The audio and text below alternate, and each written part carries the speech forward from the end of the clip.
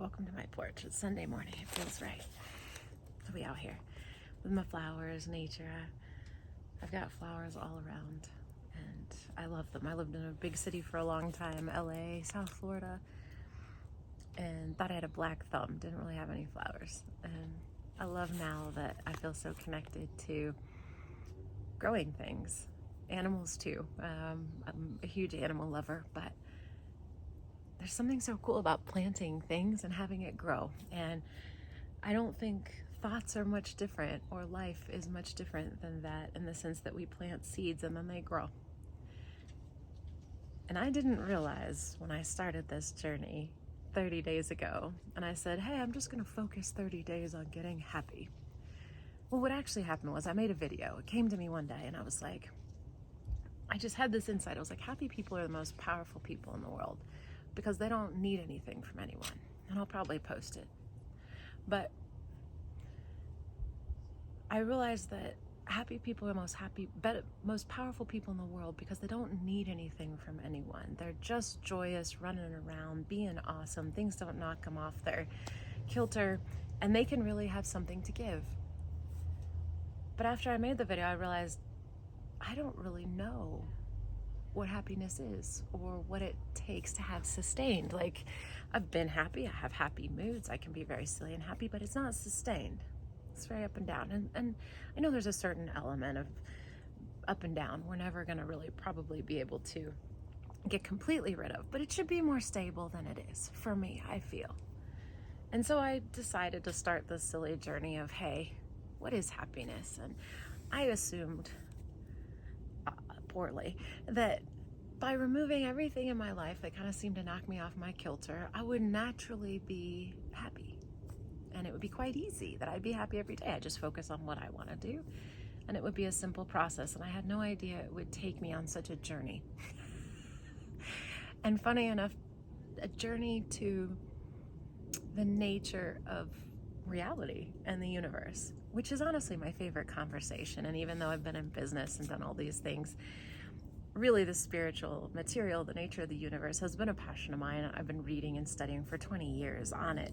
I'm not new to it, but I study it and then I step away because it's really big stuff, and or I get busy, with something, a new job or family or recovery, but I didn't expect this one to get there so quickly. And I've been studying the nature of the universe for a while, and I believe that it is vibrational. And so it started to make more and more sense as I applied this. Well, it's one thing to listen to, right? But when the rubber meets the road of me actually wanting to get happier, I can say that in theory. But I've really learned over the last few weeks that I do have momentum where I'm at. I can't just stop everything and be happy. It's just not that simple. And if it was, everyone would do it. So I love sort of discovering when I'm silly in my assumptions, and sort of following, okay, well, if it's there's more there. Just to say it's a vibrational world and I have a mood, and if my mood is better, things get better, is a very simplistic way to view it. But I like knowing the nitty-gritty. I like getting down deep into it. Like, what does that really mean? What are we doing here? I don't really feel like I want to do what everybody else is doing. I've watched a lot of people, very wealthy people, successful people, played a lot with them, but meaning playing at life and business and stuff, or people who are very down and out and depressed. I've sort of run the gamut of being around all different types, and there's a certain amount of purposelessness to it. And the interesting thing is, the folks that achieve the most and have the most, it feels the most purposeless in not a good way.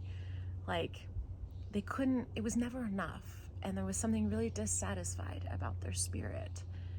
They weren't contented and happy, and that really threw me off, because if you have all that, since we're taught that's like the goal, it seems to me that you would be really happy and really enjoying yourself, and that's not what I found. And over this course of this 30 days, I've dug into a lot of what is happiness, what does it take to be happy. And I've had these master teachers come to me, new ones, like this guy, Alan Watts, and I really have to give him kudos and hats off to him for so many things. I couldn't sleep last night, and I woke up and read from like 3 a.m. to 4 a.m. in this book, and it literally blew my mind. I've had some questions about where he got to. He's been on my mind quite a bit because I'm trying to resolve, for some reason, all these different material that comes to me, trying to resolve it. Is it actually saying the same thing? And do these sort of master teachers all get to the same place? Because I also feel that there are certain messages that come more directly from source or non-physical. And I'm a root cause analysis person. That's what I like to do. I like to get down to the nitty gritty. And I try to get as close to messages from what I feel is source, whatever you want to think that is, but something in the non-physical that knows more than us as possible. But certain things that are super ancient, like say the Bible or Quran, or I love studying really old documents, but I think the translation over time has gotten a bit funny, or the way we view it, it just doesn't hold as much as it could. So I look for more current. That's one reason I listen to Abraham, who I believe is a voice directly from non-physical. And now I'm beginning to wonder if it's Alan Watts himself on the other side. But Alan, the stuff I've listened to hasn't really gotten there yet until I read this. But then I realized he's lecturing to a group of, we're listening to lectures generally online, psychologists, psychiatrists, scientists. He has to tailor his message to the group he's speaking to. But he doesn't in a book. And if you haven't read this book, I really recommend it. It has stuff in it that, it's called On the Taboo Against Knowing Who You Are. It has some concepts in here that I've never read put this way, and I'm going to read them on here. It might get a little long, but in another video I will read especially the section that I read last night, because I think it's so huge and so important to this conversation. And he gets there. There's a few things I think that he doesn't quite have the key for, because there wasn't really available information when he was here that would have really maybe eased his pain over some of this. While he has a lighthearted perspective on it, there's still it doesn't matter. But through the scientific conversation, which I absolutely love, he gets to the place of the fact that this is all vibration. We're in a vibrational universe, and it's the observer, me, the person with the senses who's translating everything, that really makes everything come to life that we're around. Because if we weren't here, if there was no one with senses and a brain to translate all the vibration, we don't really know what would be here. There's part of our translation that turns it into a physical experience. My dog just got up. I'm like, what, buddy? And that's a huge point. It's a huge point. It's something that I've studied in other places. And then he also brings in the idea that this is really sort of an illusion, a dream. I love that he's always talking about the Indian Vedanta, which sort of the original Sanskrit Hindu idea of the world, which brings in Leela and Maya, which is play, that God is playing in a world of illusion, essentially. And you're starting to cross over really with the Course in Miracles, which is this idea that it's a dream. And over the last few days, that's become really different to me as I've looked more into the fact that I'm mostly space. That's weird. And I find, why don't we talk about this more? If we know the world is really vibration, and I know that I'm mostly space. And the final quote I read in here, he said, the famous words of Sir Arthur Eddington about the nature of electrons. He says, there was a time when we wanted to be told what an electron is. He's talking about electrons, but I'll cut that out. He just says, when we wanted to be told, there was a time when we wanted to be told what the electron is. The question was never answered. Something unknown is doing, we don't know what. That is what our theory amounts to. It does not sound a particularly illuminating theory. And these days, I feel like we put so much trust in science, like it's definitely true, but they haven't gotten any farther than that. They're playing around with that, thinking they understand it, but we don't. We just simply don't. So what does it point to if I don't understand what I'm made out of? And it's all vibration anyway. Because look, if I'm really just a physical separate thing, like I was taught, like I'm Emily, I'm solid. This is a solid world. I have my own mind. I'm an independent, agent in this world. If I cut everything out, I should be able to be happy pretty easily. Shouldn't be an effort, right? There's something else going on that Alan has so well pointed out of like the environment and the person. And when I add Abraham and the conversation about vibration and thoughts constantly affecting vibration and your thoughts and feelings affecting the vibration, you get to a different level. But then when you start to layer in the Vedanta, even Neville Goddard and his understanding of thoughts creating reality and the deep things he was able to discover through meditation, and the Course in Miracles, which is very direct about this being a dream. Leela and Maya, essentially. Shouldn't we realize it's a dream? I find that really interesting. Why are we so obsessed with this being such a solid, real, sort of soulless reality when the physical science that we study even, it's sort of like a Sherlock Holmes episode. It's pointing at it not being real. It's vibrational. I'm mostly space. We don't even know really what we're made out of. Everything is just sort of a swirling clump of things with space. It's really my senses and interpretation that's creating it. So when I really get that, it all points to evidence that it's actually a dream or some type of illusory environment. Neville calls it the world of imagination, which makes it much more clear. And then it makes a lot of logical sense that what I think changes the reality and what happens because it's my dream and each person is in their own dream. And that's why each person controls things. And then if you layer in Alan Watts' understanding or his excellent communication about how the environment and the organism are one, we're not separate, then of course what I'm thinking and vibrating at, and that it's all happening simultaneously.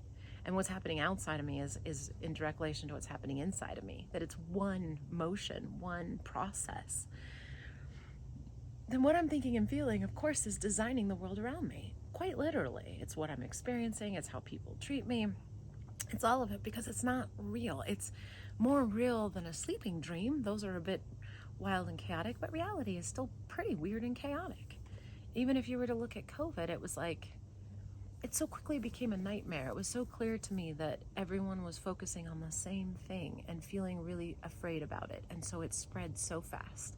I was like, guys, if we just all stop focusing on it and feeling scared, we'll be all right. And it'll calm down.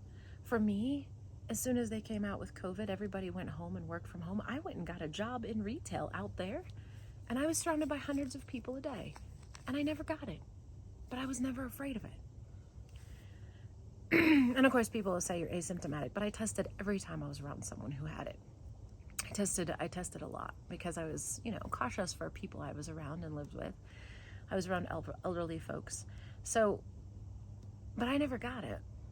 And I think it's because I was never afraid of it and I never focused on it. It was never a big deal to me.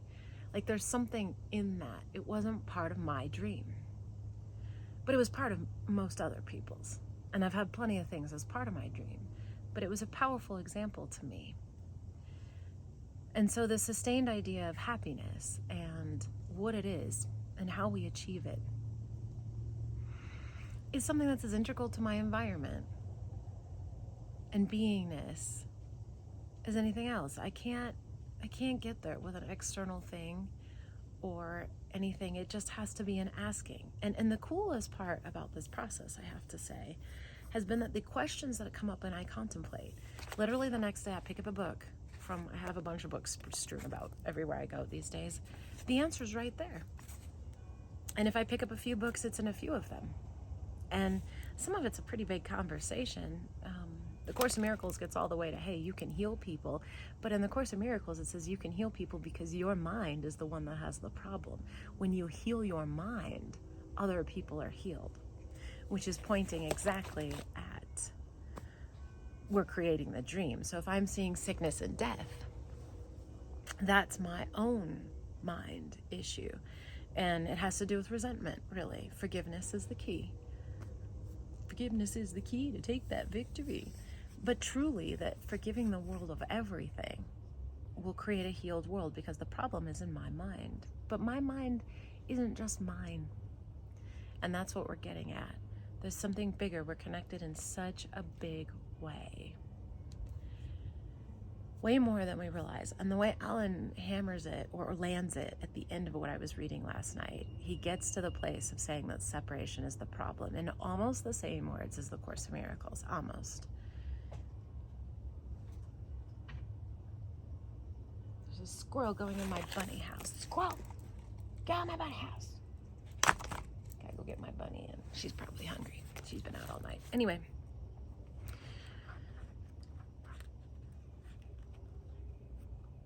I'm really amazed and blown away at what's coming. So anyways, I was reading yesterday, and it's a little big for the channel, so I wasn't gonna upload it, but about how healing others has to do with healing your own mind. Then I picked up the Neville Goddard book, and he's pretty out there, don't get me wrong, but I'm into that kind of thing. And the next chapter and the next page that I was on was about him doing a meditation where he was contemplating what would it be like if I had no condemnation in my mind? And he has a vision of healing people. Two completely unrelated sources coming through at very different times saying the same thing. He was essentially contemplating that.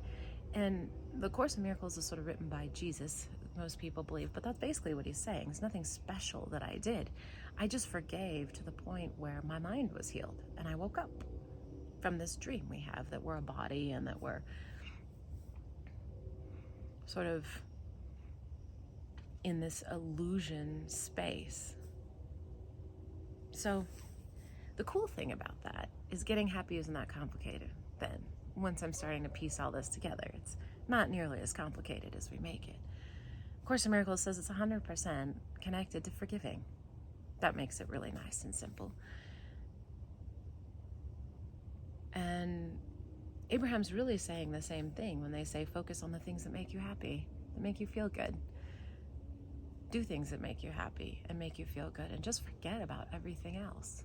And then, after the next day I was reading some of the Course in Miracles, and it was like, forgiving is actually selective remembering. It's remembering only the loving things that have happened to you, that you've said and that others have said to you, and forgetting the rest.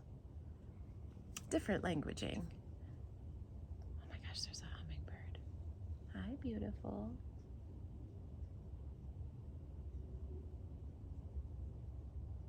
It's using my hummingbird feeder. I didn't know they were using it.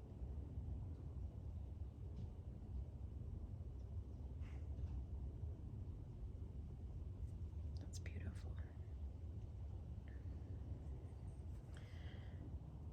So while I don't think I've moved mountains on my own happiness yet, I think I've paved the way for something really big, and I feel lighter. And for some reason when I make these videos, I always feel good and feel lighter. It's a bit strange.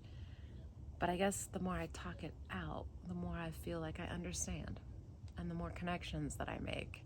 And then I come back to studying the material, and more is revealed. And then I process it and think about it, and then I speak about it, and then I come back. There's a process happening here.